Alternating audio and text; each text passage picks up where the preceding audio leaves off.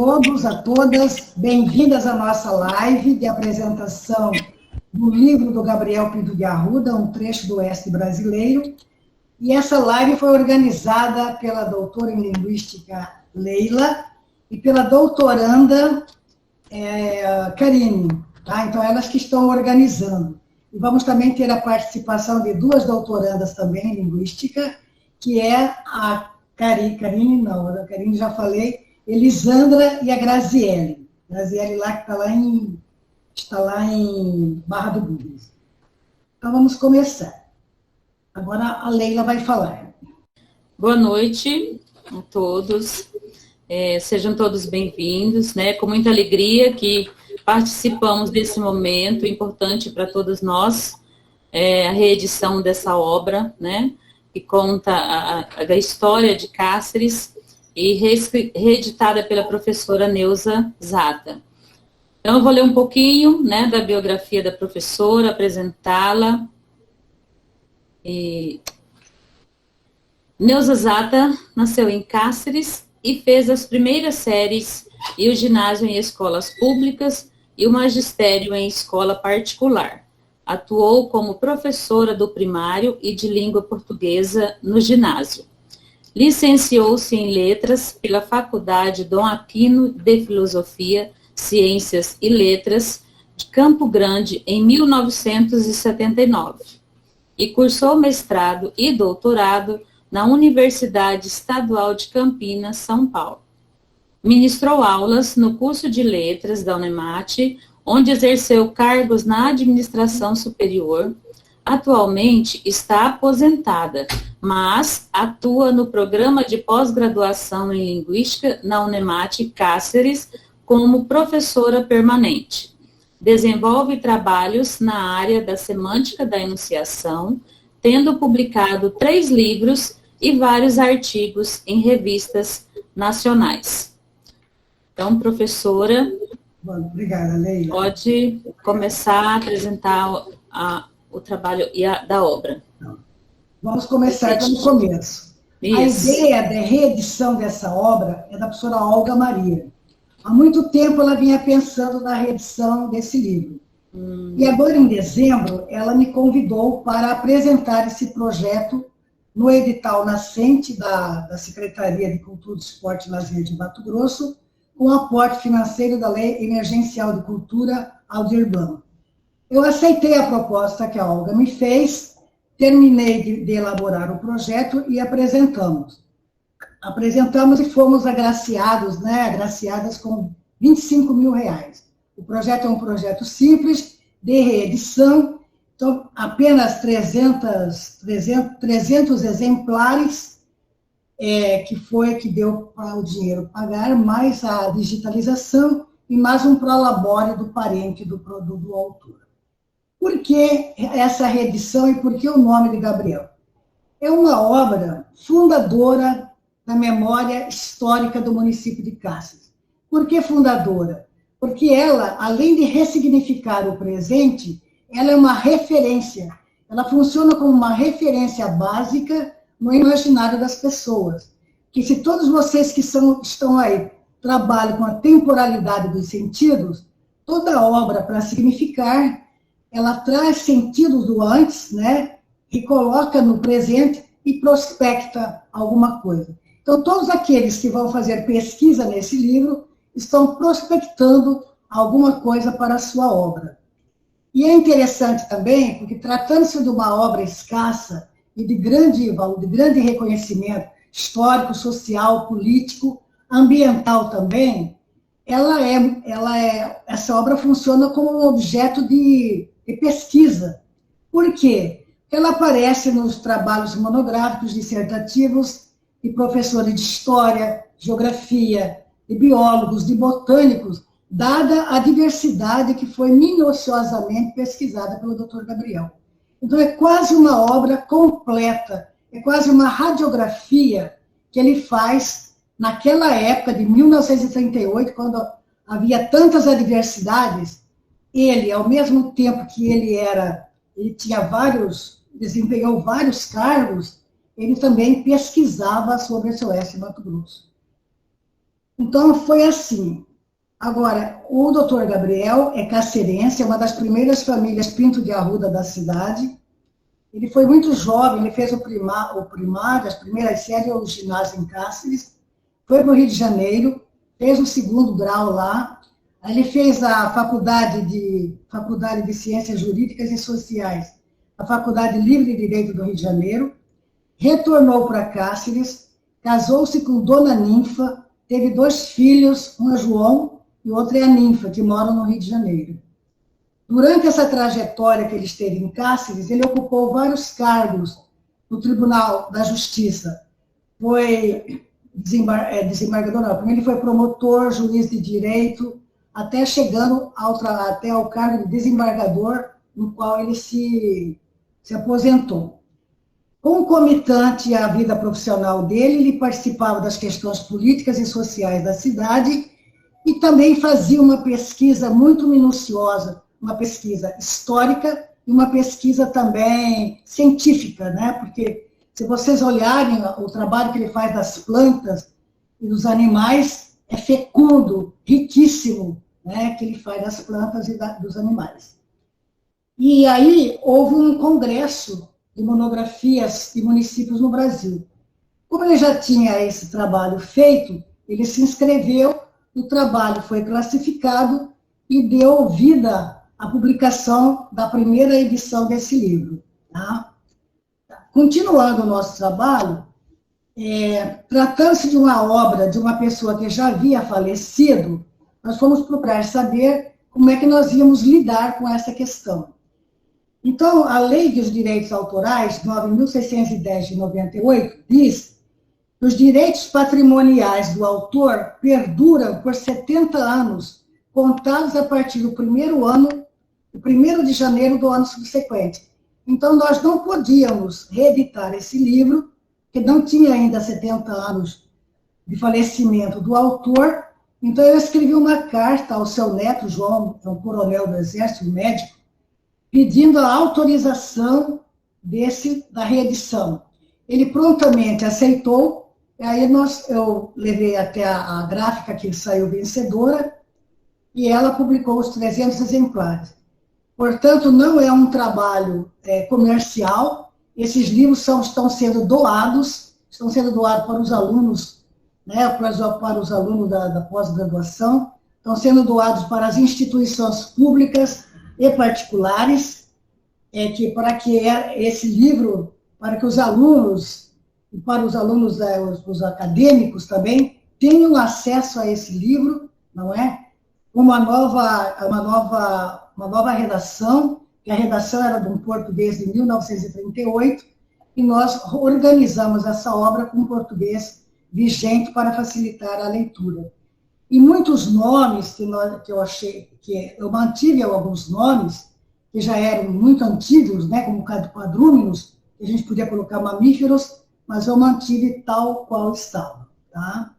Bom, nós dividimos a obra em 5 capítulos, porque ele falava muito em capítulos, mas na obra original não tinha capítulos. Então, o primeiro capítulo, ele vai situar o município de São Luís de Cáceres, que naquela época o nome era esse, em São Luís de Cáceres, os 3 poderes, vai falar também, por isso que é fundador das primeiras freiras que aqui vieram e criaram o Colégio das Irmãs, dos primeiros bispos que aqui vieram e constituíram a religião católica, que era a religião básica, e depois ele escreve sobre o homem dessa cidade. E vai dizer que as células, né, as células desse homem, né,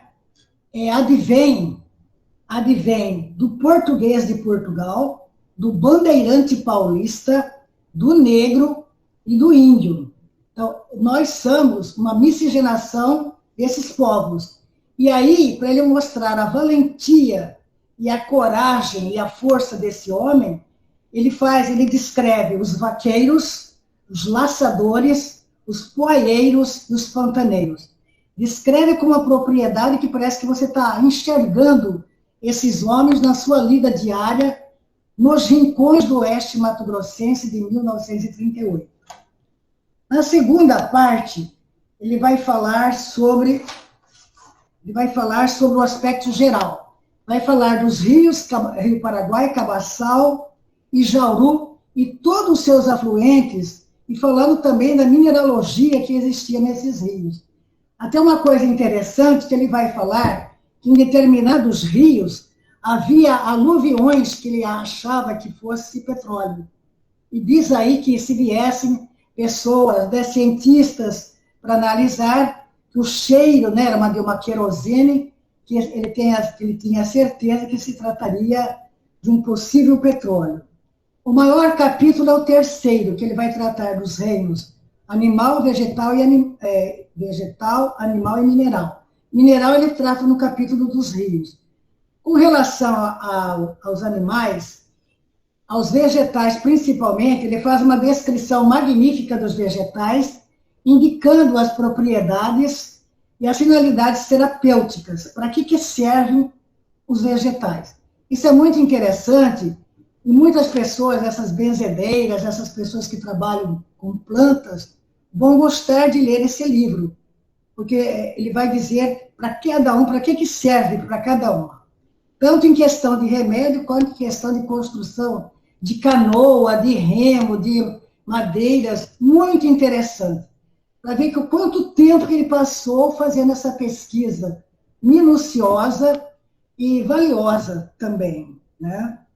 Aí ele vai falar também dos animais, muitos animais com nomes científicos, nomes comuns, muitos animais que aqui viviam, né? As domésticas, as não domésticas, e vai falar que determinadas casas daqui de Cáceres tinham esses vegetais e tinha também os mini zoológicos que tratavam desses animais. O quarto capítulo ele vai falar da indústria do comércio.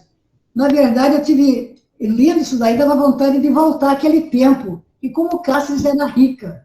Tinha a Puaia, que mantinha a economia da cidade, tinha um comércio de importação e exportação. Aí ele mostra as casas comerciais que haviam, inclusive a casa do meu avô também, que ele era árabe, né? E tinha um comércio de exportação e importação. Tinha também a indústria da borracha, tinha a indústria do mel, que é da família Cury. Então, muita gente trabalhando, e ele dizia que, além do gado, né? Do gado, ele fala da fazenda de Escalvado, da fazenda Facão, da fazenda Jacobina, de outras fazendas, e o que essas fazendas faziam também. Então, para mim, é um trabalho riquíssimo que ele pesquisou e agora está sendo colocado em nossas mãos.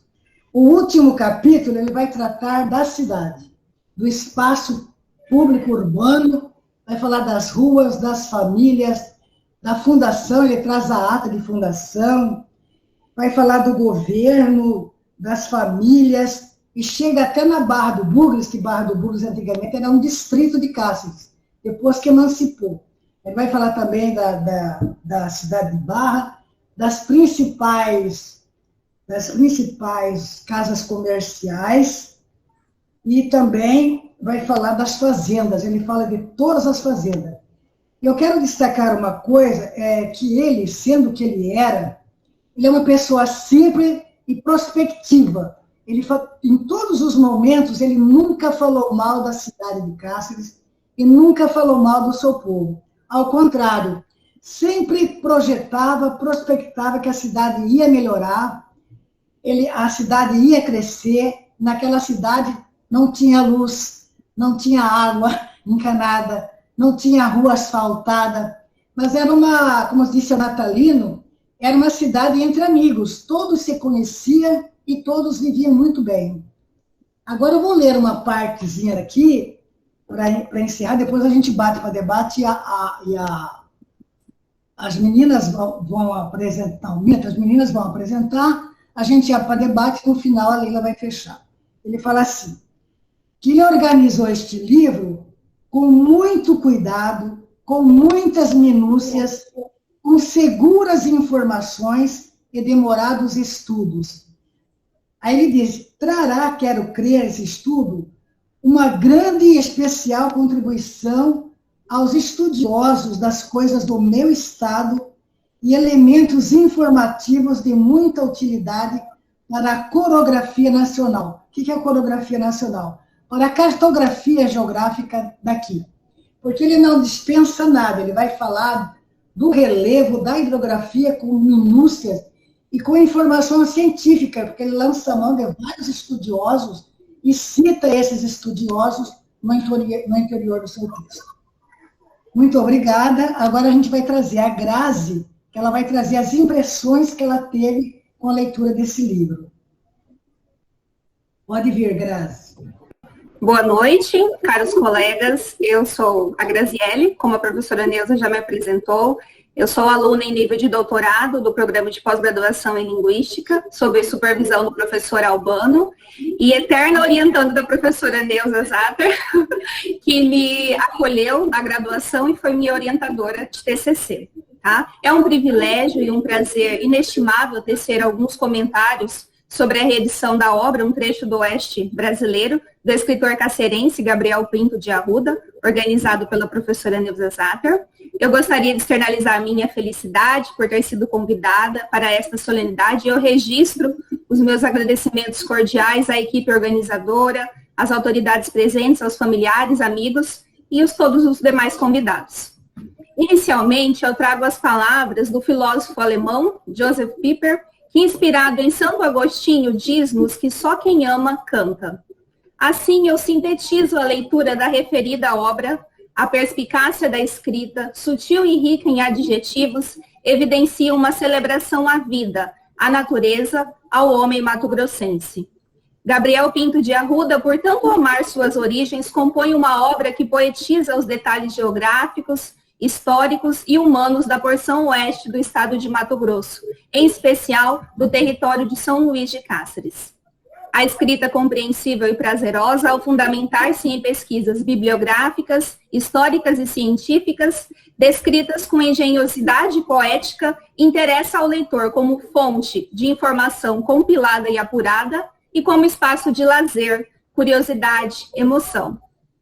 Pensando na minha prática docente, em que por vezes prevalece a leitura como um ritual corriqueiro voltado para a transmissão de conhecimento padrão da língua, destaco que a obra de Gabriel Pinto de Arruda não deve ser tomada quanto produto acabado, que se assemelha ao registro das coisas passadas e sem efeito que não seja o de memória passivamente conservado entre prateleiras e poeiras.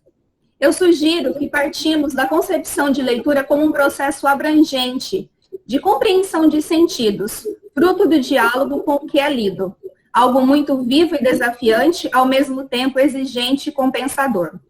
Afinal, ao visitarmos os três reinos, mineral, vegetal e animal, ao lermos as descrições do homem do oeste brasileiro, seus hábitos e suas atividades econômicas, conhecemos a história de Mato Grosso, a história brasileira.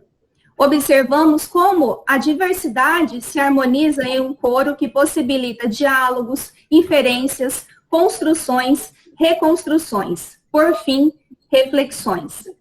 Para tanto, provoco vocês, meus interlocutores, retomando um trecho descritivo do reino vegetal que atualiza questões que nos são caras.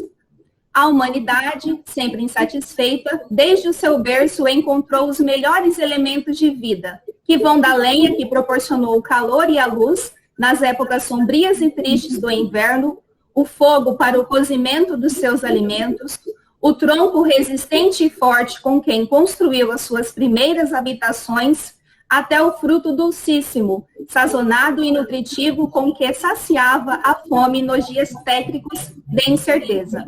Página 45. A forma adjetiva insatisfeita, muito provocativa no texto, atualiza o sentido de enunciações passadas que desvelam a ação predatória do homem e, na atualidade, projeta sentidos que nos fazem recordar que toda forma de vida contida na Terra se conecta. E quem ama, preserva e zela a si mesmo, ao próximo e ao meio ambiente. O termo preservar evoca narrativas do livro acerca da figura do poaieiro, Personagem descrita como os novos bandeirantes das selvas municipais, página 76. Extrativista da preciosíssima Ipecalconha, Ipeca ou poaia. Vegetal admirável com amplo uso terapêutico, denominada ouro negro no município de São Luís de Cáceres. Vegetal atrelado à fundação do distrito de Barra do Rio do Bugres, atual Barra do Bugres. Quando preservamos a imagem dos homens desbravadores, atualizamos sentidos de nacionalidade, identidade, pertencimento. Formamos uma rede de significações da memória pessoal e social do homem cacerense, mato-grossense, que se entrelaça, constituindo e construindo a história que também é nossa. Por fim, eu espero que os meus breves comentários eles não ecoem como um conteúdo embrutecido, mas que ressoem a vocês, meus ouvintes, como um convite a conhecer o conteúdo do livro. Não com um olhar utilitário, mas como uma celebração da vida, da natureza, especialmente do homem mato-grossense. Em linhas de finalização, eu retomo as palavras do escritor em sua carta ao leitor. Assim nos diz: escrevendo estas páginas vazadas no mais ardoso patriotismo, nunca tive nem tenho outra preocupação senão a de servir modestamente, porém com muita dedicação, entusiasmo e amor à minha terra, que estou certo será no futuro não remoto um grande celeiro do meu país. Por tudo isso, eu vejo na obra um trecho do Oeste brasileiro que só quem ama canta, só quem ama escreve, só quem ama olha para os detalhes, e só quem ama contribui para a educação e cultura em Mato Grosso, com incansáveis anos de dedicação ao UNEMAT e à docência, para reiterar toda a nossa admiração e satisfação em partilhar este momento como organizadora da obra, professora Neuza Zatter. Sempre nos ensina a trabalhar com afinco, rigor teórico metodológico e, principalmente, humanidade. O seu trabalho merece ser enaltecido porque resgatar uma obra do século passado exige de quem o faz certa coragem e um bocado de braveza, para descrever sua atitude com um pouco mais de beleza. A sua dedicação pela busca da palavra que não é obstáculo, mas portadora de um conteúdo consistente, que sensibiliza os nossos ouvidos, nos ensina a reaprender e abrir os olhos para os mistérios da linguagem e para a nossa história de sujeitos mato-grossenses. Muito obrigada, Grazi. Obrigada, professora Neuza, por essa oportunidade e também por receber em mãos o exemplar de reedição dessa obra. Agradecer o convite para compor essa live de lançamento. É uma obra tão importante para nós. E esse nós condensa toda a sociedade cacerense, privilegiada hoje aqui nessa live por professores, pesquisadores, alunos que têm o privilégio de ter em mãos esse belíssimo registro da história fundacional de Cáceres. E eu inicio falando que a minha história com essa obra ela não é atual. Na verdade, o reencontro com a reedição foi um presente. O meu primeiro contato com a obra deu no ano de 2019, na oportunidade em que a professora Olga Castrilon abre as portas do acervo, o grandioso acervo do professor Natalino Ferreira Mendes para nós, integrantes do grupo Significar Mato Grosso, orquestrado aí pelo nosso professor Taissir. Então, ali na minha atividade de pesquisa, nas infindas prateleiras, eu me deparo com a obra, um trecho do Oeste brasileiro, de autoria de Gabriel Pinto de Arruda. Naquela oportunidade, a obra em questão se constitui para mim como uma base de pesquisa, para o meu atual objetivo, que era falar sobre as fazendas, que hoje conhecemos sobre o nome de fazendas centenárias. Mas em uma outra determinada tarde, ali com a minha colega Lígia, em que eu tive uma oportunidade maior de folhear a obra, para além do meu objetivo, uma leitura mais despretensiosa, pude olhar aquela obra e reconhecer a sua grandiosidade também para as outras temáticas. Mas o que mais me chamou a atenção e que eu quero ressaltar aqui, a professora Neuza como reeditora da obra, já destacou todos os itens. A Grazi, aí, né, com uma leitura também poética dos itens da obra. Né? Para mim, o que chama mais atenção também é a forma com que se constitui a autoria de Gabriel Pinto de Arruda, né, naquela textualidade. Até então, eu não tinha lido, não tinha tido contato com outros textos do autor. Né? Então, para mim também é uma leitura que funda esse meu conhecimento da autoria de Gabriel Pinto de Arruda. E por que eu ressalto as marcas de autoria de Gabriel Pinto de Arruda? Então, para me justificar, eu faço um salto aí de 1938 para agora, 2021, para dizer como esse autor estava além de seu tempo. Na semana do evento nacional dos museus, organizado pelo Departamento de História, a nossa referência, né, de historiador, o professor aí Domingos Sávio, ele ressalta a importância do olhar para a história e para o objeto em que o historiador, o linguista, o pesquisador, de uma forma geral, olha para essa história. Né? Então, na oportunidade, ele fala sobre Edis Calvados, mas a sua fala reverbera para outras áreas também. Ele diz que muitas vezes olhamos para a história como apenas um marco e, né, apenas um registro, e muitas vezes esse olhar para essa história constitui apenas uma memória. Né? E aí ele fala do equívoco de olhar, por exemplo, para Descalvados apenas como a produtora de charque. Né? Então, esse olhar para ele de que é preciso olhar para as fases, que é preciso ter um olhar múltiplo sobre a história, não apenas cronológica, a gente vê há décadas atrás, já na autoria de Gabriel Pinto de Arruda, né, em 1938, a organizar um estudo que hoje contribui para que nós olhemos para essa multiplicidade histórica que constitui a nossa cidade. A riqueza de detalhes e o amor por sua terra se marcam nessa autoria. Então, quando nos deparamos com o seu texto, não é alguém que fala sobre a cidade, é de alguém que vive a cidade. Né? E isso é ressaltado por ele, que esse lugar de privilégio que ele tem para a escrita fez com que ele ressaltasse os detalhes e todas as riquezas dos itens que ele traz. Assim como a professora disse, é quase uma radiografia de Cássio. E eu também chamo a atenção de vocês para o título, um trecho do oeste do Brasil. E mais uma vez temos aqui, né, um autor que está à frente de seu tempo.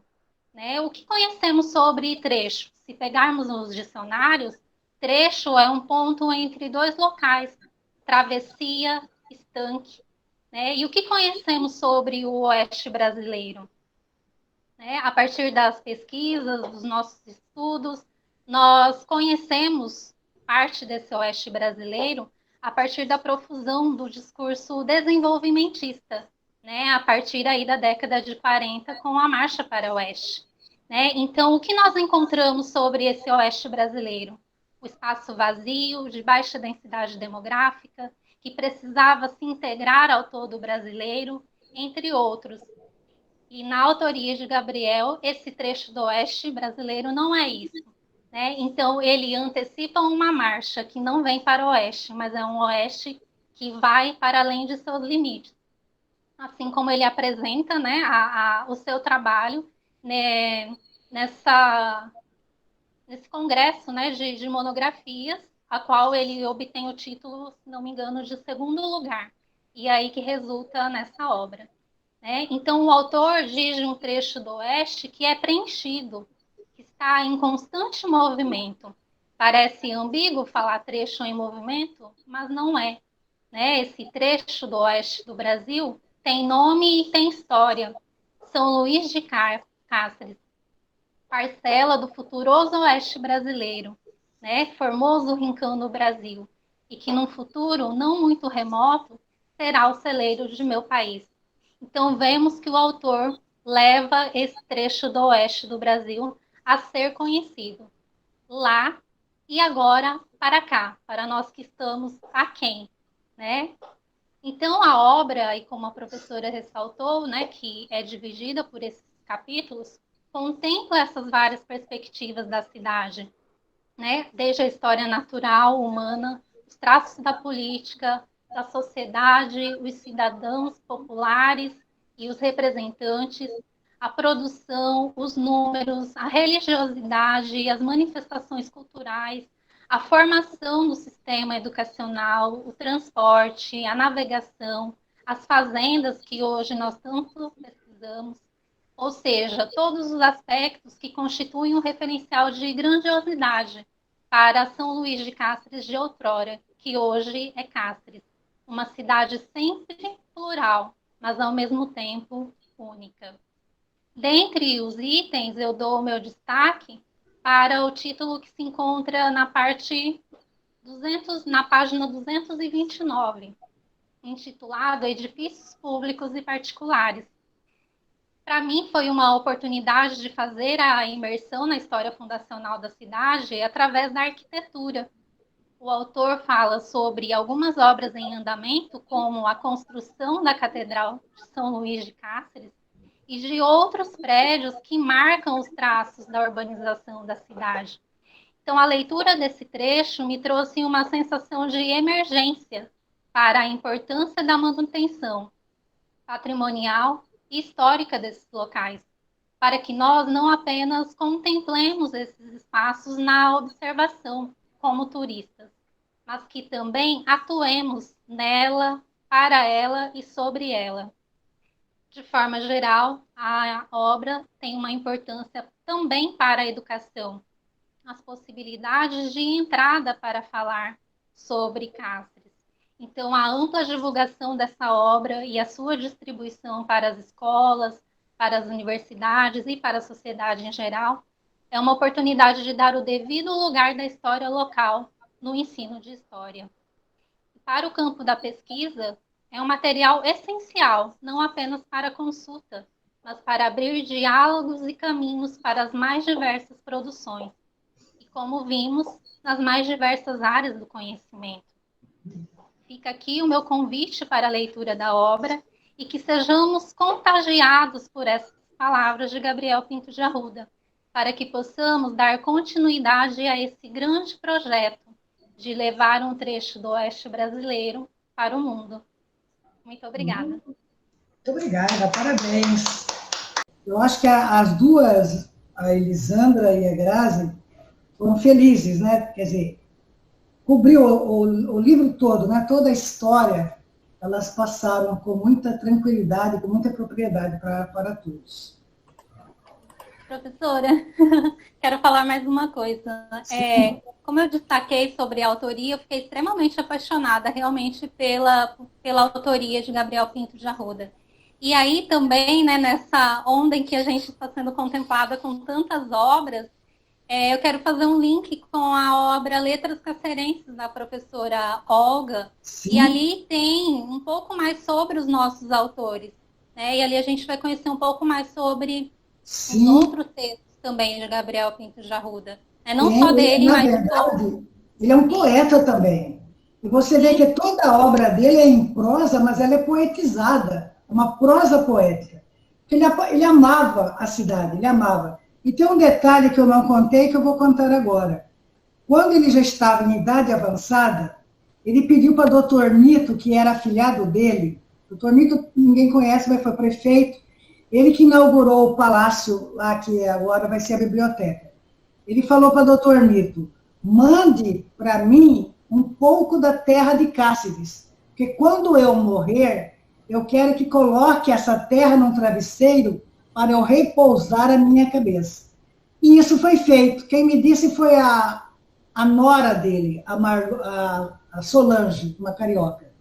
Aí o Dr. Nito mandou a terrinha, eles fizeram um travesseiro, e quando ele faleceu, colocaram esse travesseiro no caixão onde ele repousou a cabecinha dele. Então, era um amor assim, fora de série mesmo.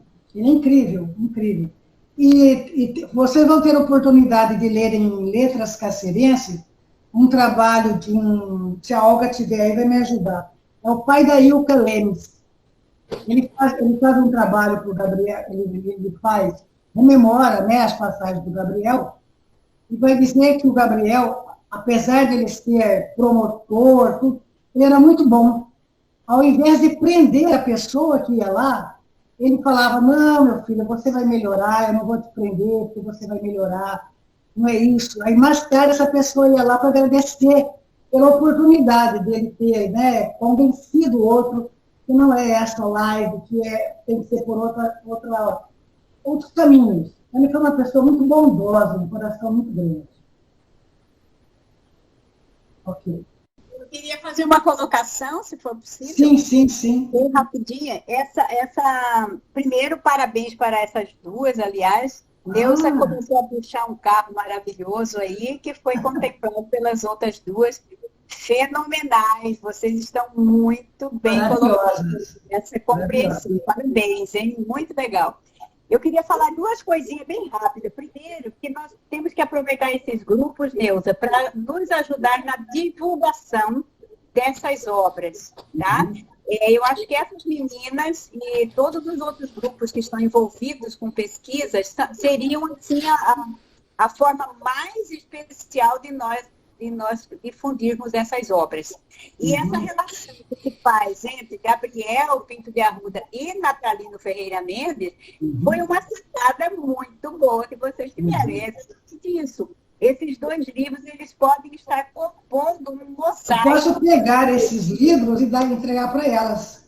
Exatamente. Seria a década de 30, não é? Percorrendo a década de 40, 50, 60, 70, 80, que é a década que o Natalino vai fazer os textos, e fazer esse percurso, que é um percurso não só histórico, mas é um percurso também social e poético, porque tanto o Natalino quanto o Gabriel, eles são dois poetas da terra. Então, o que o Gabriel projetou vai aparecer nas obras do professor Natalino. Ele prospectava, então onde que vai aparecer? Nas obras do professor Natalino. Ou seja, e das obras do professor Natalino para as nossas obras, para os nossos textos. Exatamente. Então, a memória em movimento. Isso, ele foi um leitor do Gabriel e praticamente a referência bibliográfica dele em muitos textos é o Gabriel Pinto de Arruda. Então, é como se fosse uma linha histórico-social que vem se constituindo. Gabriel, Natalino e agora nós. Quer dizer, como é que nós estamos relendo essa tradição hoje? Falando para essa criançada que está aí. Exatamente. Parabéns, parabéns, parabéns. Está maravilhoso. Adorei. Uma das lives mais encantadoras que eu já vi. Parabéns. Neuza. Oi, tudo bem? Oi, Adilson. Bem-vindo. Olá, boa noite a todos. Boa noite. Olha, parabéns, falar como o engenheiro fala, ao cubo, né? Mas, olha, eu vou falar muito rapidamente, mas eu digo o seguinte, essa obra do Gabriel Pinto de Arruda é uma referência, não só hoje, né? Para a área acadêmica, para a cultura cacerense, mato-grossense, mas especialmente para a engenharia, acredita? Por quê? Porque todo esse referencial que ele pôde antever lá e anotou nas suas obras, e depois, professor Natalino, meu mestre Natalino, digo com muita honra, né? Também usou como referência, né? Nas escritas. Eu acabei no campo da engenharia e já se vão aqui 45 anos como profissional da engenharia, né? Mas usamos muito essas referências para formatar, para dar forma àquilo que Gabriel antevia lá atrás de Cáceres, com esses contornos que Cáceres tem, com essas características próprias da nossa cidade, né? Aí, eu estou falando assim sobre a ótica da engenharia, né? Então, se consolidando aqui, toda essas vertentes, esses vetores logísticos históricos da navegação, das estradas, da ocupação regional, das estradas do Polo Noroeste, que eu estou dizendo, as antigas glebas que se emanciparam, se tornaram pujantes cidades, né? Cáceres, como sabemos, município mãe de 15 outros municípios, e assim por diante, né?